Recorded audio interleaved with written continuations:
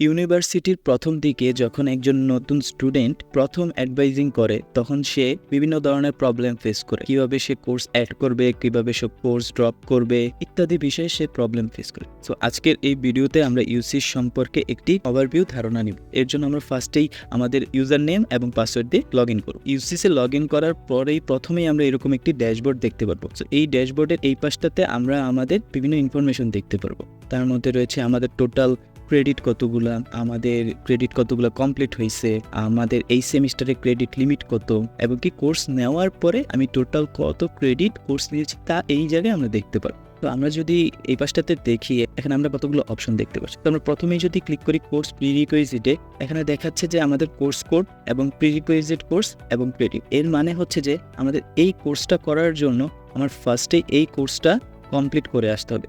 যদি আমি এই কোর্সটা না করি তাহলে আমি এই কোর্সটা নিতে পারবো না। আর এই কোর্সের ক্রেডিট হচ্ছে 4.5। সো এই জায়গায় হচ্ছে এই জিনিসটা দেখা যায়। দেন আমরা যদি কোর্স সেকশন স্ট্যাটাসে যাই, এই জায়গায় আমরা দেখতে পারবো যে প্রতিটি কোর্সের কোড এবং কোর্স সেকশন, প্রতিটি কোর্সের ক্রেডিট, এই কোর্সের ফ্যাকাল্টি কে, টোটাল সিট কত, এই কোর্সে সিট কতগুলো বুকড হয়েছে এবং সিট কতগুলো খালি আছে। আমরা যখনই একটি কোর্স নিতে চাবো আমাদের কিন্তু এই জিনিসটা মাথায় রাখতে হবে যে আমি যেই কোর্সটা নিতে চাচ্ছি বা যেই সেকশনটা নিতে চাচ্ছি ওই সেকশনের ই সিট খালি আছে কি। এরকম থাকে যে খালি নেই, তখন কিন্তু আমরা ওই কোর্সটিতে নিতে পারবো না।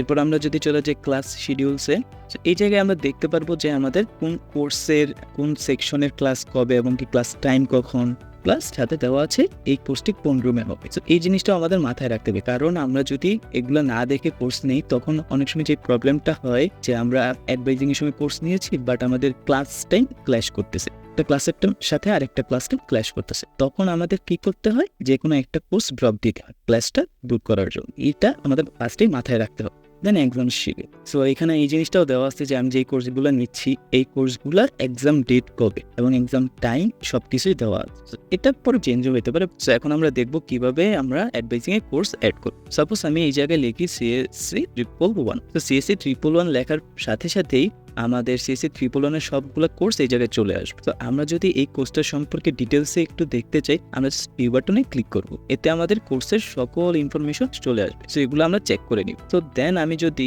সিএসসি 111 এর এই কোর্সটা অ্যাড করতে চাই, আমি জাস্ট অ্যাড বাটনে ক্লিক করব। ওকে, সো ইয়েস করার সাথে সাথেই আমার কোর্সটা এই জায়গায় চলে আসছে। সাথে সাথে নিচে আমরা আরেকটা জিনিস দেখতে পাচ্ছি যে আমাদের ক্লাস শিডিউলও চলে আসছে, যে এই কোর্সটি কবে কবে ক্লাস।